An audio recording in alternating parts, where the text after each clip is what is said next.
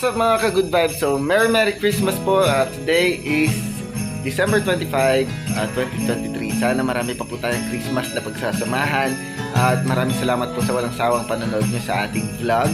At yun po, ang wish ko po sa inyo, sa inyong pamilya ay masagana at payapang Pasko po. At ayun po, from our family to yours, sana po humaba pa po inyong buhay, ang ating mga buhay, para marami pa po tayong pagsaluhang mga memories, marami pa po tayong pagsaluhang mga happiness, at good vibes lang po tayo sa mga manonood natin po, lalo po yung mga bata. Always good vibes lang tayo, at always make your mama and dada proud. So God bless po. We'll see you.